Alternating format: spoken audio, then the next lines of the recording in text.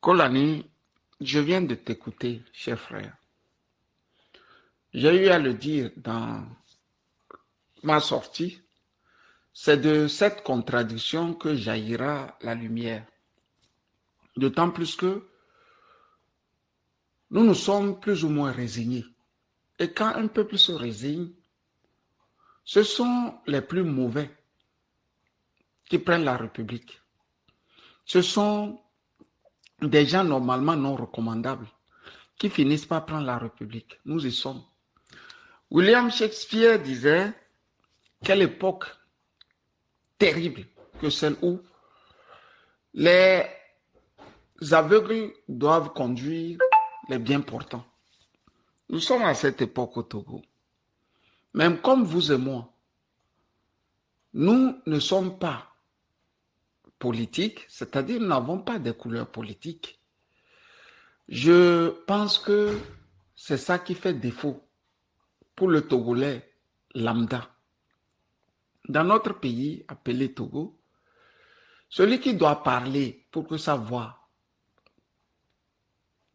aille loin, c'est bien l'homme politique. Il se fait que ces hommes politiques se sont tellement engouffrés dans le faux à telle enseigne qu'ils ne peuvent même plus parler. J'en veux pour preuve leur silence demeure. Même les injustices les plus élémentaires, ils ne savent même plus les décrire. C'est ainsi que, Koulani, tu peux le remarquer, les difficultés d'un Ferdinand Haïté ou bien d'un Joël Ega ou d'un Isidore ne sont pas le problème des gens de l'ANC et vice-versa. Ce sont les difficultés d'un Fovi Katakou qui amène les gens, sinon les pontes de l'ANC, à se lever. Et de l'autre côté aussi, c'est ainsi, pour dire, comme toi, que les politiques ont échoué. Alors, on est bien obligé de prendre ce pays à bras le corps. Quand c'est désintéressé, ça nous donne une certaine légitimité de le faire et de le dire. Quitte à ce qu'on nous insulte, quitte à ce qu'on nous traîne dans la boue. Aujourd'hui, en Allemagne, il fait 5 degrés, 6 degrés, et l'on pouvait se balader. Tu vois bien comment je ne suis pas en train de me balader. Je suis bien en train de parler de mon pays, le Togo. J'aurais pu m'occuper autrement, comme toi aussi d'ailleurs, Kolani, tu aurais pu t'occuper autrement. Mais nous ne sommes pas quand même des animaux, c'est-à-dire faire des enfants, aller chercher à manger aux enfants et à madame, et la nuit faire l'amour et regarder la télévision. Là, ça fait un peu bizarre. Ça fait un peu bizarre. Vous et moi avions choisi d'affronter l'ogre. Et c'est ce que nous faisons. Nous n'attendons pas des remerciements. Nous n'attendons pas non plus qu'on nous le reconnaisse. Nous le faisons parce que nous estimons que c'est bon. Il y a avant-hier, pardon, j'interpellais les Bassari dans une manière qu'on me connaît, un peu humoristique, où je disais fier d'être Bassari. Beaucoup ne m'ont pas compris. Au fait, j'invitais les Bassars à venir massivement s'impliquer à la lutte. C'est ça l'idée. Ce n'est pas l'idée que je faisais l'apologie des Bassars, comme beaucoup ont pensé. Non. Et comme vous, Kolani, l'ennemi n'est pas un pays Kabylie, l'ennemi n'est pas un pays Mossi, l'ennemi n'est pas un pays Loso, il n'est pas un pays Mina ou Evé. L'ennemi d'habitude est un pays Bassar. Donc, Les amis, je ne vois pas en quoi vous pouvez penser que Camus Sali aurait des réflexes pro-ethnie. Non, je ne suis pas comme ça. La preuve est que je ne suis inscrit dans aucune plateforme à caractère ethnique. Alors que à Bassar, nous regorgeons beaucoup de ces plateformes où vous verrez que bon, c'est un lot de Bassar qui sont dedans. Vous ne me verrez pas dans de telles conneries. Si vous voulez bien que je provoque encore. Kolani, on va parler maintenant des choses sérieuses. Le chef de l'État, vous voulez le voir. Vous voulez une audience. Vous dites qu'il a des gens tout autour. C'est parce qu'il a des gens tout autour que le Togo n'avance pas. Ce sont ceux-là qui le conseillent d'une manière maladroite, qui font que ce pays n'avance pas. Donc, si vous le voyez, lui va vous dire d'aller voir ceux-là qui le conseillent pour que ça n'avance pas. Donc, à la fin, aller voir un tel chef d'État ne veut rien dire. Kolani, tu as parlé de tes expériences. Je vais aussi parler de mes expériences.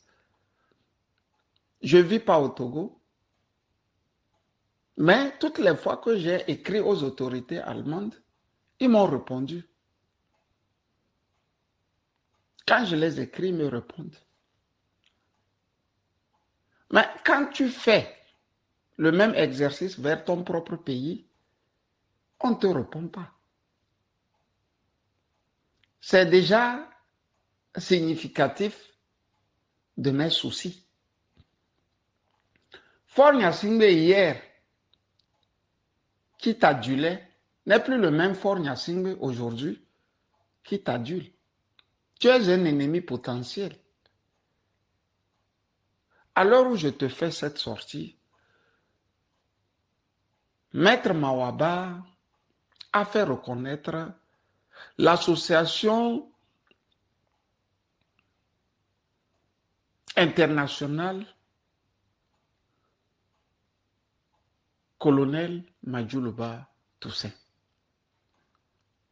Pour te dire que désormais, une telle association reconnue par l'État français peut poursuivre Faure Gnassingbé et Aparachik partout. On peut les poursuivre partout parce que c'est une association quand même reconnue par l'État français désormais.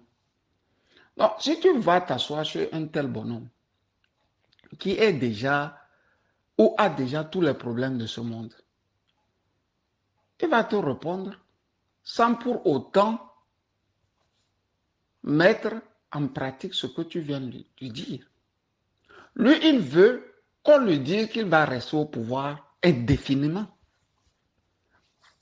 C'est le problème avec Faure Gnassingbé. Si tu veux venir parler avec lui et lui donner les voies, les moyens, les stratégies pour qu'il reste au pouvoir indéterminément, d'une manière indéterminée, tu es le bienvenu. Mais ce que toi tu veux aller lui dire n'a rien d'indéterminé, Kolani. C'est pour ça que je dis que la stratégie est bonne dans un pays respectable. Moi, je suis nègre, je suis togolais. Mais quand j'écris aux autorités allemandes, ils me répondent. Je peux te laisser beaucoup de lettres en ce sens. Mais quand tu vas voir ton patron du Togo, celui que tu appelles le chef de l'État de fait, déjà même en disant c'est un chef de l'État de fait, sa rancune est tenace déjà vis-à-vis de ta personne. Je te dirais de surveiller déjà le petit café qu'il va te donner là-bas. Le petit café qu'il va te donner, il faut le surveiller déjà. Parce que tu l'as déjà dit qu'il était un chef d'État de fait. Alors que lui ne veut pas que tu lui dises qu'il est un chef d'État de fait. ne faut pas le caresser dans le sens du poil. Il ne connaît pas ça. Kodjo a dit devant le monde entier qu'il a appelé de tous les noms. Mon fils bien-aimé, mon fils, mon quoi. Il ne comprend pas ça. Parce que Kodjo à un moment ne lui dit pas qu'il aura un contrat indéterminé, un contrat à vie sur le Togo. On lui dit de raccourcir ce contrat. Lui ne veut pas ça. Tous ces gens qui gravitent tout autour de lui, que toi, malignement, tu prends pour responsable, sont pour fort des preuves.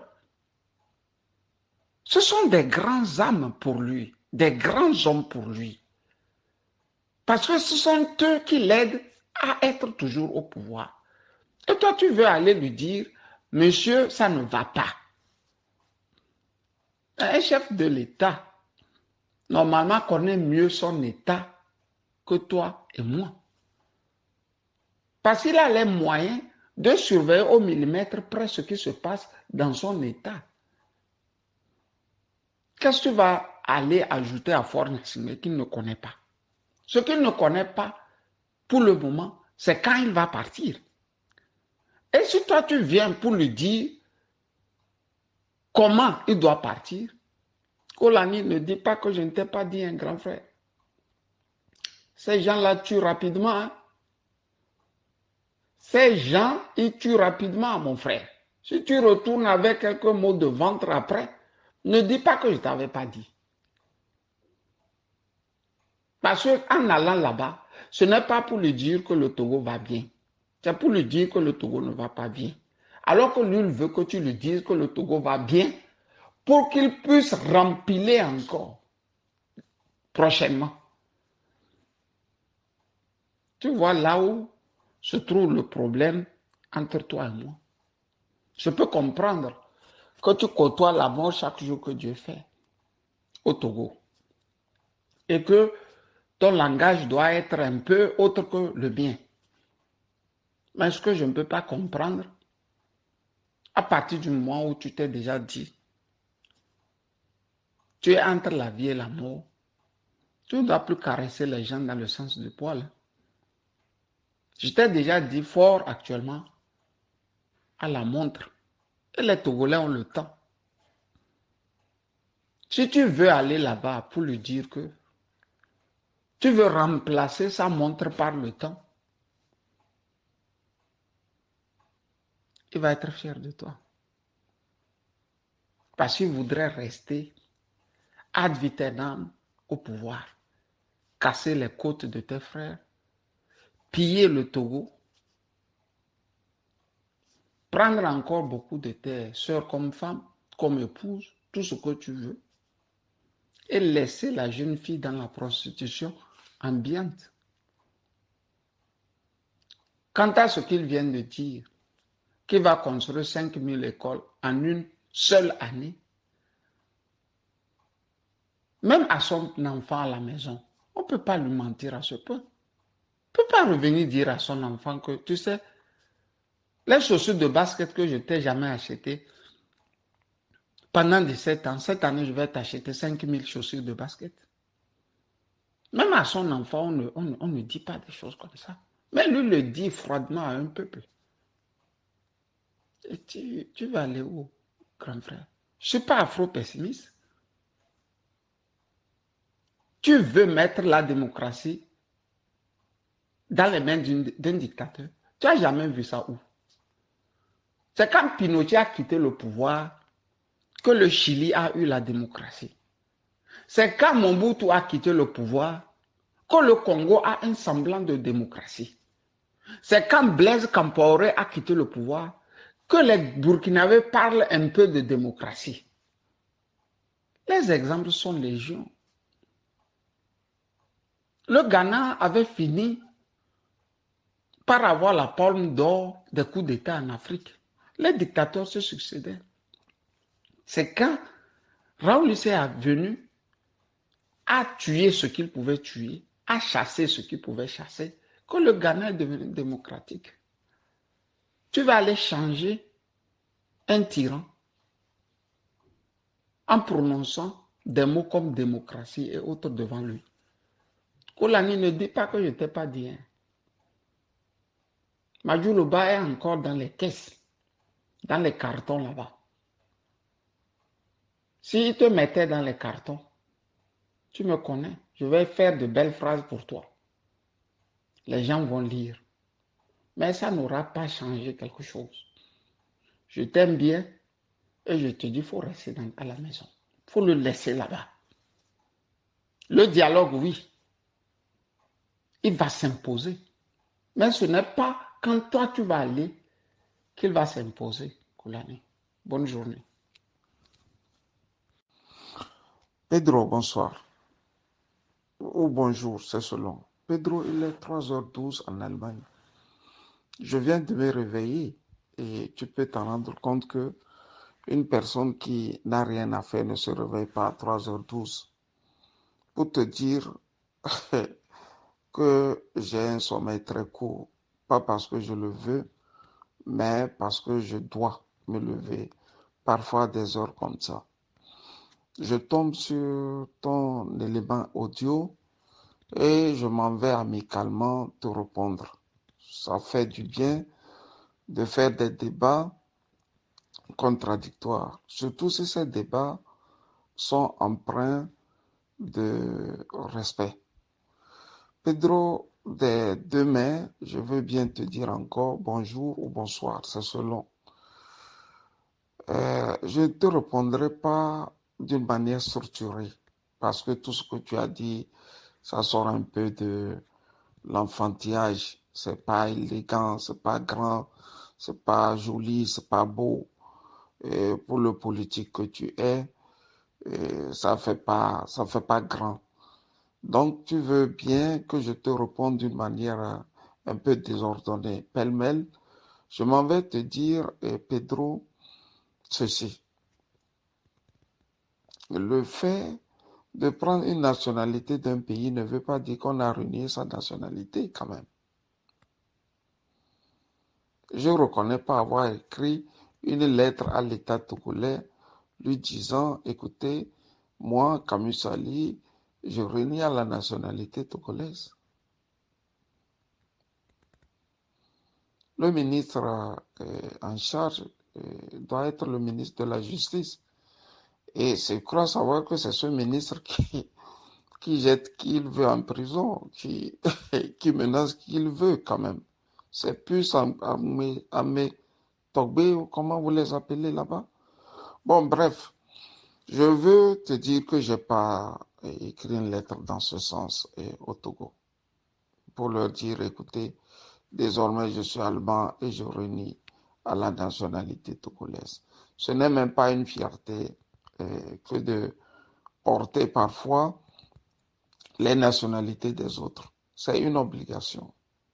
C'est comme plus ou moins par endroit le vaccin du corona, mais dans l'autre sens. Pedro.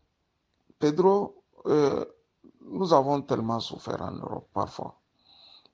Et ce n'est pas l'État allemand qui nous a donné toutes ces souffrances, mais l'État togolais. Quand un État ne protège pas ses propres citoyens, souffre que je te dise que euh, tu finis par trouver le moyen de te protéger, soit par un autre État ou encore par un État tiers. Tu vois, il y a des gens qui vivent en Allemagne, mais ont des nationalités françaises et autres. Bref, c'était une parenthèse, c'est pas trop relevant. Pedro, tu dis, si j'étais au Togo, tu allais me montrer que, bon, voilà, euh, que tu es Pedro. C'est-à-dire, si je vivais au Togo, je ne pouvais pas l'ouvrir et parler comme ça. Donc, c'est la distance qui fait que je te parle comme ça, Pedro. Même si tu étais fort, l'âge que tu as ne te permet plus d'être fort. Donc, c'est moi qui peux te menacer physiquement. C'est pas possible que le contraire soit possible. Alors qu'on n'est pas sur un ring, Pedro. Si tu étais fort hier, aujourd'hui, moi, je suis plus fort que toi. Parce que physiquement, moi, je peux te casser la gueule, Pedro. C'est pas possible que, qu'à ton âge, tu puisses me battre.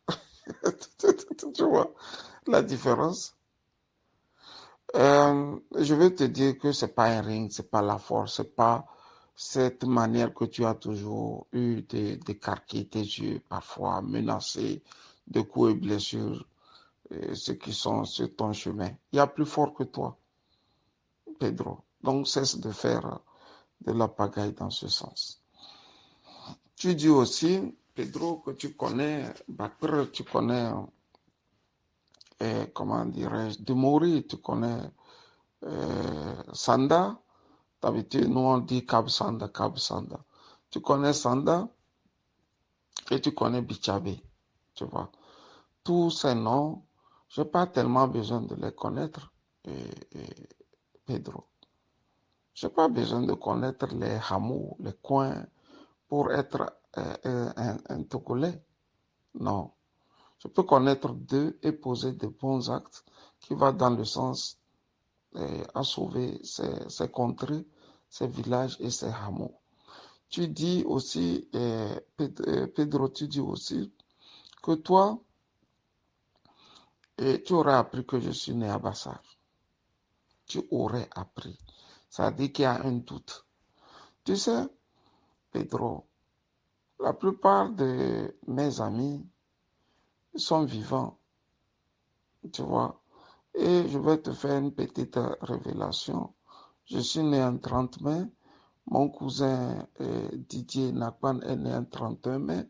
Il y avait un autre qui est né aussi en 31 mai. Mais l'autre qui est né en 31 mai, lui, il est décédé. On était ensemble à la clinique, à la polyclinique de Bassar. C'est-à-dire trois femmes, c'est-à-dire des femmes qui sont cousines les unes les autres, ont amené leur grossesse ou bien étaient grosses et sont venues le même jour à l'hôpital. Moi, le 30 mai, Didier, le 32 mai, et l'autre aussi qui était du 31 mai, mais décédé. Tu vois, ça ici sont des preuves matérielles. Quand tu vas à la mairie de Bassa, c'est un certain Alexandre Wadja qui peut t'aider à retrouver les souches, par exemple, de, de mes naissances.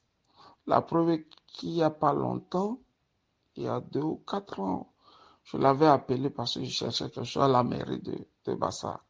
Donc, c'est en le recherchant que j'ai pu me rendre que c'est mon camarade de, de cours primaire qui est maintenant celui-là qui travaillerait à la mairie de Bassa et qui devrait m'aider, tu vois. Donc, tu vois, ce sont des petits actes, des petites preuves matérielles qui font qu'une personne peut être à l'aise. Au demeurant, Pedro, Abbas Kaboa t'a agressé 1000 fois. Tu n'as jamais pu l'ouvrir. Il t'a agressé, il t'a insulté, il t'a traîné dans la boue. Il a fait la démonstration que tu étais béninois. Il a fait la démonstration que, bon, tu avais pas le BPC et tout. C'est pas, il y a beaucoup de choses qu'il a dit. Et, curieusement, tu ne l'agresses pas. C'est moi, Camille Sali, tu agresses. Tu peux expliquer au Togolais pourquoi tu fais ça. Pedro, est-ce que tu peux expliquer au Togolais pourquoi là où il faut mettre le couteau, tu ne le mets pas là-bas? C'est là où il ne faut pas mettre que tu mets. Moi, je ne suis pas dangereux pour toi. C'est Abbas Kaboa qui a dit, tu n'es pas bénin, tu n'es pas Togolais, tu es béninois. Il faut lui dire, Abbas, voilà, voilà, voilà, voilà, voilà, voilà, voilà. Tu lui dis ça. Au lieu de lui dire ça, tu es là à me dire si j'étais au Togo. Tu vas le menacer. Je ne pouvais pas te parler. Tu es qui est en moi, comme ça, je ne peux pas te parler. Tu es petit, Pedro. Hein? Je t'ai dit qu'il faut te respecter. Tu ne sembles pas faut te respecter, c'est pas bien pour un homme politique. Secondo aussi, Pedro, le problème avec toi, c'est que l'ANC a finalement eu ta peau, ils t'ont abruti. Tu vois, tu singes, tu vois le singe, donc tu imites quoi. Singer veut dire imiter. Tu fais comme le petit singe là, façon, et tu vois, c'est l'ANC, c'est Jean-Pierre Fabre, tu vois. Si Jean-Pierre Fabre mourait aujourd'hui, puisqu'il est un mortel, tu fais comment? Tu vas toujours tympaniser les Togolais que ah, c'est Fabre, c'est Fabre, c'est Fabre. J'ai voulu te dire de faire de la haute politique parce que tout ce que tu sors dire et tu sors faire ne ressemble pas à quelqu'un qui est en train d'éduquer les masses. Tu es fanatique, Pedro. Tu es fanatique. C'est pas bien. Bon, cher frère Pedro, si je viens à Lomé, crois-moi, tu vas voir, je vais toquer à ta porte. Je suis comme ça. Je suis comme ça. Et quand je toquerai à ta porte, ne dis pas que je viens pour t'espionner ou bien pour te faire du mal. Je viens pour te connaître d'abord et faire un débat sous un pot avec toi. À moins que tu sortes tes yeux rouges, tu les écarquilles sur moi. Cela, ces yeux aussi ne me feraient pas, crois-moi. Je ne suis pas de ce genre. Bon, il est tard. Moi, je suis en train de travailler. Toi, tu es peut-être en train de ronfler. Et au plaisir de te relire. Bye bye.